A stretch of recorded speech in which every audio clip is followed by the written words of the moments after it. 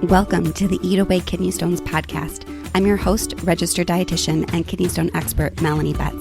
After learning a ton about kidney stones and helping people prevent stones at the University of Chicago, I was fed up with all the terrible advice people were finding online.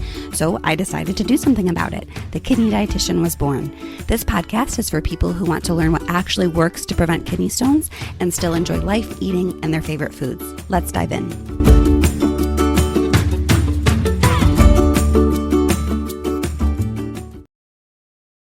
Hello and welcome to the 58th episode of the Eat Away Kidney Stones podcast. I'm your host, registered dietitian and kidney stone expert, Melanie.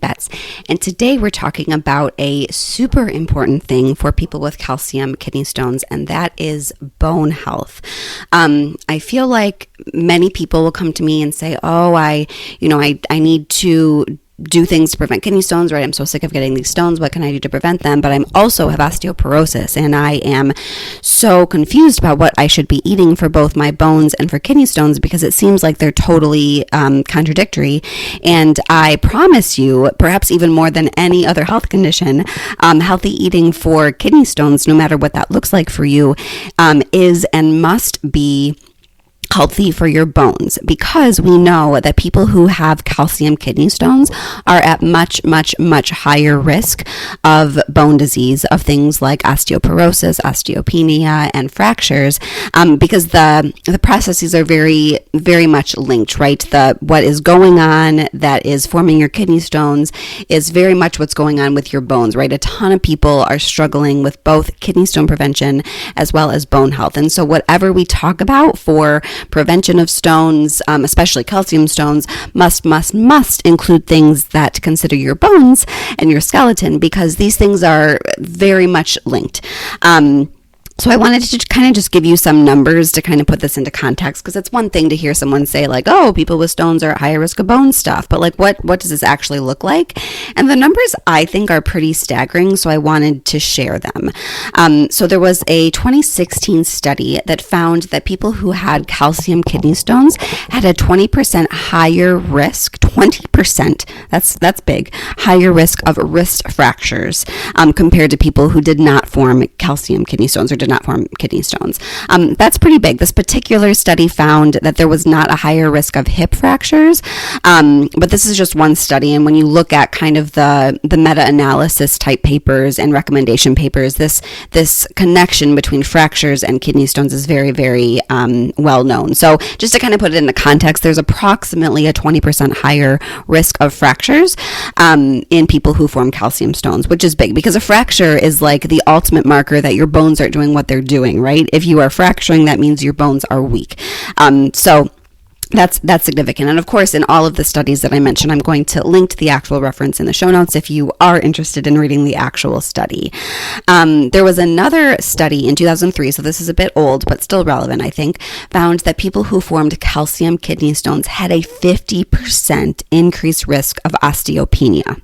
50% increased risk compared to people who didn't form kidney stones. And that is ginormous. They also found that people with calcium stones had a 14% higher risk of osteoporosis. Osteopenia is essentially like not really, but like it's essentially like a weaker or not as severe version of osteoporosis. So osteopenia means you very well could be on your way to osteoporosis. So it makes sense that more people had osteopenia, but that's still not great, right? Like we still want to be doing everything we can to prevent any sort of weak bones, because we certainly do not want to be fracturing, and we want to be standing up straight and have, the ability to move and do things safely, which is and a healthy skeleton is critical to all of those things, right? So hopefully that just kind of puts it into context, right? There's somewhere between a 20 to 50% higher risk of all of this bone stuff, whether we're talking about fractures or osteopenia or osteoporosis, which is significant. And so that is again why I feel that whatever recommendations I make for people with kidney stones, I must be considering what's going on with their bones, because I need to make sure that I am doing everything I can to both, of course, prevent kidney stones, but also help keep their skeleton healthy. So what exactly is this connection, right? Like, I feel like kidney stones and bones, like that doesn't feel like a natural connection. But when you sort of think about it a little bit more, it does make a lot of sense. So it really has to do with this high urine calcium. And if you've been around with me for a while, you hear me say over and over and over again, the biggest driver of kidney stones is high urine calcium. Most people are forming kidney stones because they have high levels of calcium in their urine. And there's actually a ton that we can do both nutritionally as well as with medications to help get that urine calcium down. I actually sort of detail all of the things that nutrition can do to get urine calcium down in episode 41 of this podcast that is titled Getting Urine Calcium Down, the Crux of Kidney Stone Prevention. So again, it's generally people are forming stones because of this high urine calcium. And just the mere fact that you have a high level of calcium in your urine means that your bones are at risk because that calcium's coming from somewhere, right? Where is that calcium likely coming from? Unfortunately, your bones. Like, there are stuff going on. It has to do with inflammation and genetics and all sorts of things that I'm not really going to get into for today, but there's stuff going on in your body that is making your bones turn over more than they should. It's kind of weird to think, but bones are dynamic, right? Bones don't just like form when we're born / when we grow and they're just done. Like, your bones are sort of constantly remodeling themselves and turning over. And if our bones turn over too much or too little, that causes massive issues both in bone health as well as kidney stones. And so just the fact that you have that high urine calcium is an indicator that your bones are not doing what they should do for whatever reason. And like I said, that's massively multifactorial. We're still honestly understanding all the ins and outs of it, but it has to do with genetics and inflammation and hormones and all sorts of different things. So just whenever, that is something that comes to my mind, right? When I'm working with a student or a patient and I see that they have high urine calcium, that is a red flag that we have to do everything we can to protect their bones. So what can we do to both protect your bones as well as get that urine calcium down? Because whenever we are getting urine calcium down, that shows that calcium is staying in your bones more, right? And also, by the mere fact that your calcium levels are lower in your urine means that you're going to have a lower risk of stones. And honestly, the two big things that we can do is medications and diet. There's a lot that we can do. Like I said, I talked a lot more about that in that previous podcast with diet, but I'm going to talk a little bit more about how diet and a lot of the changes that we talk about for kidney stones also impact your bones as well, which is pretty sweet, right? Because you have one diet to eat, right? This is something I hear from people all the time. They feel so conflicted because they read that, there's all these things that they're supposed to be doing for kidney stones, and they feel that it's not going to mesh well with whatever their dietitian or doctor is telling them to do for diabetes or for high blood pressure or for heart disease or for whatever other health condition that you're struggling with. And honestly, I feel like a lot of that confusion and confliction comes from this message of a low oxalate diet, because a low oxalate diet is going to tell you to limit a lot of really healthy foods that are honestly very, very good for all of the other health conditions that you might be struggling with. And ironically, even kidney stones. I talk a lot about how I don't advocate for a low oxalate diet for kidney stone prevention. And I honestly think that it could be harmful for kidney stone prevention, and definitely think it could be harmful for the prevention and treatment of other health conditions. And so when people kind of begin to understand that oxalate really isn't the focus of what kidney stone prevention is about, and we really look at their urine test and see what's going on, it honestly all comes together. And bone health is one kind of aspect of how we, want everything to mesh together. So, like I said, the two things that we can really do to both protect your bones and to help get that urine calcium down is medications. Of course, I'm a dietitian. This is outside of my scope, but just wanted to mention that because that is probably one of the more common things that is discussed for kidney stone prevention and for bone health, because diet is often not really talked about. But that, medications are certainly very important. And there's definitely people who have such high urine calcium that even if they were doing everything, quote, perfectly with their diet, whatever that looks like, that's not going to be enough to get their urine calcium down into safe levels. And so I think there is certainly a place for medications. Medications save lives. I'm certainly not a dietitian who thinks that like nutrition can cure all. Like food is not medicine, right? Food is massively important and can make making dietary changes can make dramatic impact in your health, but medications also absolutely have a. So I just wanted to mention some of the medications that you might be on to help lower urine calcium, and also then you might understand a little bit better why your doctor is recommending some of these medications. So the biggest class of, or the class of medications that is recommended to help get that urine calcium down and therefore protect your bones is something called thiazide diuretics.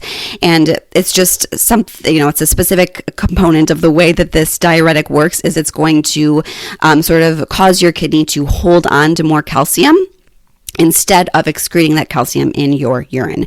And there's like a zillion different types of thiazide diuretics. You can certainly Google like all the different kinds, but the ones I find that are most commonly prescribed for kidney stone prevention are medications called hydrochlorothiazide, chlorthalidone, indapamide, and chlorothiazide. And there's certainly other ones too, but I feel like those are the ones that I find that are most often prescribed for kidney stone prevention. So just know that there are definitely medications that you can take, and you may already be taking some of these medications, and this is why. It's really to help get that urine calcium down. I also always like to mention that even if you are taking these medications to help get that urine calcium down, diet still matters, right? Like the medication is only going to work so much. And so if you all of a sudden start eating a ton of salt, you're going to bust right through that medication and you're still going to be raising your urine calcium. And so I really see it more as like medications and diet can really work together to give you the maximum effect, right? Sodium, for the record, is one of the things that is most powerful. The biggest tool that I have in my toolbox as a dietitian to help you get that urine calcium down. So just because you're taking a medication doesn't mean, obviously, that what you eat doesn't matter. Like these two things really, really do work in tandem. So moving on to diet, my specialty, what exactly can diet do to help this whole situation? What can we do with food to help prevent both kidney stones, get that urine calcium down, which also is going to help protect your bones because there's going to be less calcium in your urine. So that means that calcium is kind of staying in your body, going to be staying with your bones where we want it to be.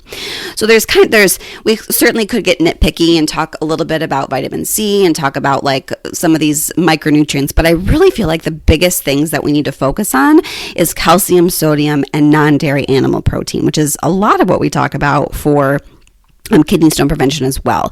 If you look, there's like magnesium and, like I said, vitamin C and some other sort of micronutrients, vitamins and minerals that are talked about. But honestly, guys, if you are eating a healthy diet, if you're getting in fruits and vegetables, you're eating plant proteins, you're eating legumes, you're eating nuts and seeds, like you're gonna be getting enough of all of those micronutrients. So I feel like all those things kind of like hash themselves out. If you are working with a dietitian, that is certainly something that we could take a look at and look at your individual diet and make sure you're getting enough of all of these specific things.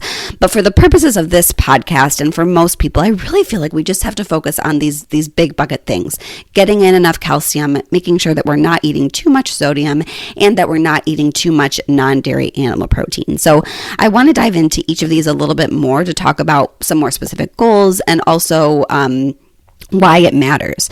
So the first one is making sure you're getting in enough calcium. I feel like this one is kind of obvious, right? Our bones are made of calcium and some other things, right? But calcium is a huge component of bone, and it is the component that we can get from diet. And so if we are not getting in enough calcium, our bones can't remodel properly. Because like I mentioned before, our bones don't just like hang out. Our bones are a living, breathing organ. Not literally breathing, but you know what I mean. So that our bones need the substance necessary, the materials necessary to do that remodeling in a healthy way. And if we're not getting in enough calcium from our diet, they're not able to do that as well. So, that is the biggest thing. How much calcium do you need? You need somewhere between 1,000 to 1,200 1,000 to 1,200 milligrams of calcium per day, depending on your gender and your age. But I think 1,000 to 1,200 is a pretty good range for basically anyone, right? None of us should be like getting that nitpicky that we're specifically counting how much calcium we eat. If you are getting in that much calcium, you're going to be doing well. So this really breaks down to getting 2 to 3 servings of dairy per day. And I talk in other episodes recently about non-dairy sources of calcium, so I'm not going to get into that today. But if you're getting in 2 to 3 servings of dairy a day, you can be pretty much guaranteed that you're getting in that 1,000 to 1,200 milligrams of calcium per day. Each serving of dairy is going to have somewhere between 200 to 300-ish milligrams of calcium. And then there's going to be little bits of calcium in, honestly, pretty much everything else you eat. There's going to be little bits in vegetables. There's going to be little bits in bread and other grains. And so all of the other foods that you're eating are going to kind of be making up that difference, right? So a really good rule of thumb is just to be getting in those 2 to 3 servings of dairy per day. This is recommended for both kidney stone prevention, for this whole bone thing, as well as to help get urine oxalate levels down. And also, those 3 servings of dairy are recommended by the Dietary Guidelines for Americans just for like general health. Like, this is just something all of us should be doing anyway. It's just maybe especially important for people that have calcium stones. So, step number 1 is that calcium. Step number 2 is sodium. There's a big connection between sodium intake, like how much sodium you eat in your food, and your bones, which again, like, doesn't make any sense. Like, what sodium? What does that have anything to do with bones? And it really has to do with this urine calcium situation. So if assuming that you're a healthy person, you're not acutely ill, like, in the ICU in the hospital, you're in a steady state, pretty much all of the sodium that you eat gets excreted in your urine. Your body's going to hold on to a tiny bit because we need a little bit, but like most of it's going to get excreted in your urine, which is why a 24-hour urine sodium is so useful and so accurate in estimating or telling us how much sodium you're actually eating. So anyway, all the sodium you eat, for the purposes of this conversation, comes out in your urine. And every single molecule of sodium that your kidneys have to pump out in your urine because you're eating that sodium, it has to also pump out a calcium molecule, because that's like the way that your kidneys handle sodium, right? And so that is why the biggest thing that we can do nutritionally to get that urine calcium down is to make sure that you're not eating too much salt. As always, the goal is not 0 sodium. That is impossible and dangerous. Your body does need some sodium to exist, but most of us are eating a whole heck of a lot more salt than we really need. And so when we eat less salt is going to come out in our urine, which means that our kidneys have to put less calcium in our urine to help manage all of that sodium load, right? And so by this way, by cutting down your sodium, you are reducing how much calcium gets pumped into your urine, and also helping your body keep that calcium in your bones where we want it to be, right? So that is kind of that connection. It really comes down to our kidneys. The less sodium we eat, the less calcium ends up in our urine, and the more calcium stays in our bones. So how much sodium do we want to eat? The recommendation for people with high urine calcium is somewhere around 2,300 milligrams of sodium per day, which just happens to be exactly what the recommendation is for the general public. 2,300 milligrams, which may sound like a lot, but it's actually just 1 teaspoon of salt. So 1 teaspoon of actual table salt has around 2,300 milligrams of sodium. And also, this is really perhaps the most important thing to think about when we think about sodium in our diet, is that about 80% of the salt that we eat comes from salt that's already in food. So that does not mean that you have a whole teaspoon of salt to add to your food throughout the day, because chances are a lot of the food that you're eating already has some sodium in it. Pretty much all food naturally has a little bit of sodium, but really it's the ultra processed foods that have a lot of salt added to them during processing where we really get into trouble. Also things like condiments and sauces and salad dressings and those types of things. So my recommendation always, if you are just starting on a low sodium diet, is to start just educating yourself and just start looking at those nutrition facts labels, because that can be massively eye-opening, right? When you start actually looking at food labels and seeing how much sodium is in the foods that you're eating, that is the first step, right? Just kind of realizing oh my gosh, this 1 teaspoon of soy sauce has 600 milligrams of sodium, right? Or whatever it is, this salad dressing, or this frozen meal that I tend to eat, or this, this sauce that I like to put on my pasta, or whatever it is. Just start educating yourself and looking at those nutrition facts labels, because it's sneaky. There's a Kidney Stone Nutrition School student who actually was on the podcast a while ago, Jim, who calls it stealth sodium, which I love because it's so true. There's sodium in just everything that we eat. So just be mindful. I think a good rule of thumb is that any food or food product or something that you're eating that has a nutrition facts label has a chance to be super high in sodium. Also, as always, just because something is super high in sodium does not mean that you can't have it. You just have to know it. Be mindful of your portion size and also the amount of salt you're eating that day, right? It's not about totally avoiding those higher sodium foods. It's about maybe having less of them and incorporating them into whole dietary pattern that overall is lower in sodium. So, read those nutrition facts labels, please, please, please, please. If you're working on getting urine calcium down, please be checking those nutrition facts labels for sodium. If a food doesn't have a nutrition facts label, like thinking about like fresh apples or broccoli or, chicken or something like that from the butcher, like from the actual like meat counter, chances are, not guaranteed, but it's a pretty good chance that whatever food that is that doesn't have a nutrition facts label means that it's low in sodium, right? All fruits and vegetables naturally are going to be low in sodium. Meat, as long as it doesn't have like a solution added to it, is going to be low in sodium. So that's kind of a good hint that that's not something you need to worry about from a sodium standpoint. So that's my spiel on sodium. Just know that is the number one thing that you can do to get that urine calcium down, which again tends to be the biggest driver of stones. And also it's going to end up helping your bones as well.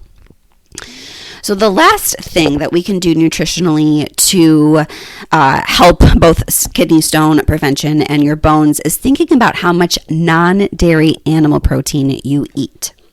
I talk a lot more about the different kinds of protein in episode 40 of the podcast, How is Dairy Protein Different for Kidney Stones? But I wanted to definitely touch on it today because I think it's very, very relevant to our conversation about bones and kidney stones. So I use the term, I know it's kind of weird, but non-dairy animal protein because that's exactly what's stated in the actual guidelines for kidney stone prevention.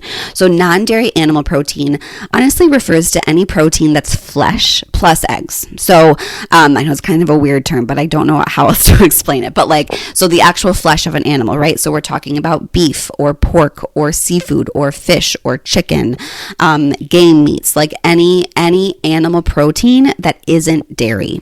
So this includes eggs and all these flesh proteins, if you will. And the reason that these are called out is because all of these types of protein produce acid during their metabolism. Dairy is pretty neutral in terms of the amount of acid that it produces, and plant proteins, so things like beans, nuts, seeds, tofu, lentils, these types of things, these actually produce alkali, or literally the opposite of acid, and help neutralize acid, or they're somewhere in the neutral area.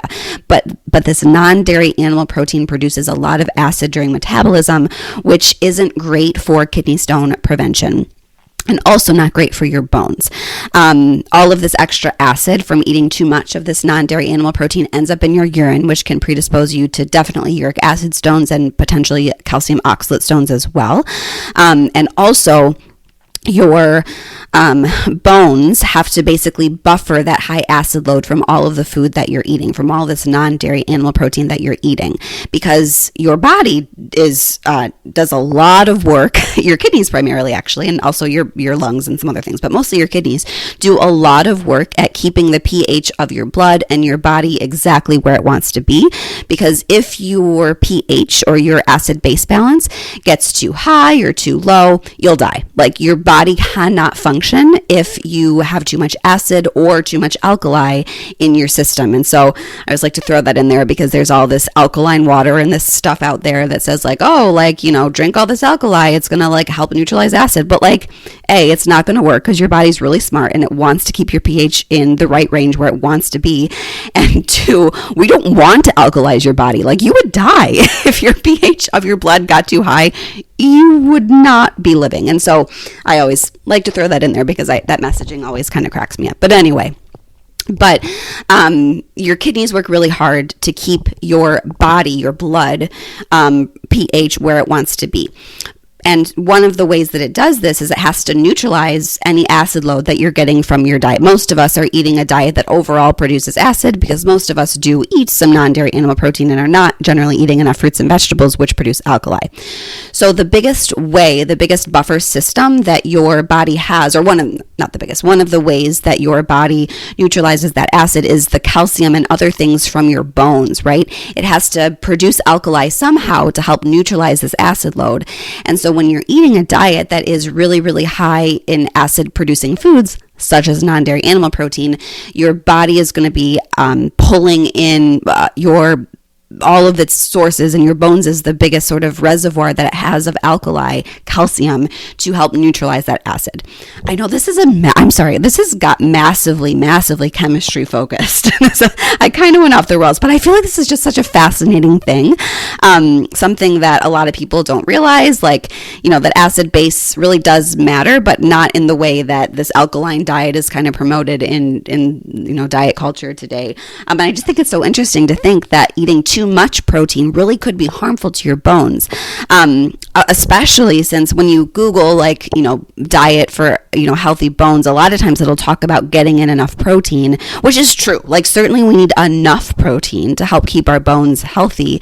However, most of us are getting a lot more protein than we need, which a lot of people don't realize, since we live in such a pro-protein culture where it's constant protein bars and powders and even protein chips and all this stuff, right? It just, we all assume that we aren't getting in enough protein, but in reality, we're getting a whole lot more than we need. And when we eat a high protein diet, it actually could put our bones at risk, especially if this protein is coming from this non-dairy animal protein. So people always ask, all right, well, how much non-dairy animal protein is too much? And that is very difficult for me to answer because it depends on a gazillion different things.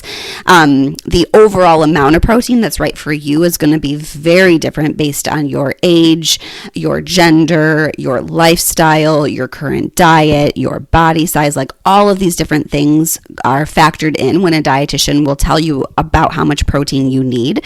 And those protein recommendations always are protein from all sources, right? This is protein from meat. This is protein from beans. This is protein from milk. These protein recommendations include protein from all sources. There isn't an ideal amount of non-dairy animal protein, percentage-wise of that protein that exists, right? If you find in your 24-hour urine test that there are things that could be improved by lowering your non-dairy animal protein, then we just want to do that. Just lower the percentage for you, right? We want to kind of shift the percentage of protein that you are getting from non-dairy animal protein versus plant protein. And I talk a lot more about this in Kidney Stone Nutrition School. This is certainly something that you could talk about with a Kidney Stone dietitian if you were to meet with one, because it's so hard to give these general recommendations in this format, like a podcast, because it's going to be so different for everyone. And there isn't an overall recommendation. Generally, for stones, we want somewhere between 0.8 to maybe 1 gram of protein per kilogram body weight. But that's a really big range. And honestly, I often will give recommendations outside of that depending on the specific situation. But that will give you at least a starting point to kind of know what I'm talking about. So 0.8 to 1 gram of protein per kilogram body weight. And this is total protein. Again, this is protein from all sources, including meat and vegetables and whole grains and meat and animal proteins, right? All these things. So hopefully that helps. It's always such a hard topic to talk about. People always want to hear about it, which is wonderful, but it's just so individualized to each person. But for the purposes of today, just know that eating too much non-dairy animal protein is definitely going to predispose you to making more stones, more calcium-based stones, as well as uric acid stones, and also could put your bones at risk as well. The last thing that I wanted to just briefly touch on in this podcast is vitamin D, because I certainly don't think we could talk about bones without talking about vitamin D. And vitamin D is kind of a touchy subject when it comes to kidney stones. I get a lot of questions is it safe to take vitamin D supplements? And my answer is always, if you need them, it's totally fine, right? A lot of us are deficient in vitamin D. I live in Chicago. It's not very sunny here, / we don't go outside for a large majority of the year. It's just kind of cold. And so, I'm more likely to be vitamin D deficient if I don't get in the sun often. And if that's you, then yes, if you find that you have low vitamin D levels, yes, please supplement. But the problem with vitamin D and stones really comes in when people are taking massive doses of vitamin D, like we're talking 50,000 IUs per week, and when they take those super large doses for a really long time. I feel like, so often, you get your vitamin D checked and the doctor's like, oh, we got a supplement. Cool. So they put you on a massive supplement and then you're just left on it forever, right? Or for a very long time. And they're not sort of checking those levels again to see like, oh, can we back off on the supplement? It might change based on the time of year, again, kind of bringing in that sun connection. So vitamin D, I think, is completely okay. I have no issues with people taking a normal dose. I'm going to say like 1,000 to 2,000 IUs of vitamin D per day. That's not going to be a problem. It really is more a problem when people are taking massive doses of vitamin D, especially when they're taking them in conjunction with calcium supplements. We know that in general, calcium supplements can increase the risk of stones, whereas food that occurs naturally in food can reduce the risk of stones, because calcium supplements increase urine calcium more, especially when they're taken with vitamin D supplements, because that just kind of potentially could exacerbate this higher urine calcium situation. So, and I bring all of this up because vitamin D is certainly very important for bones and fracture risk reduction and these types of things. So just wanted to throw in that last tidbit about vitamin D, because it is super, super important for bone health. And also people sometimes are afraid of it from kidney stones, which I think is generally unfounded. So with that, I will end this episode of the Eat Away Kidney Stones podcast. Thank you so much for listening in today. As always, if you have a question that you would like me to tackle on the podcast, please, I would love to hear from you.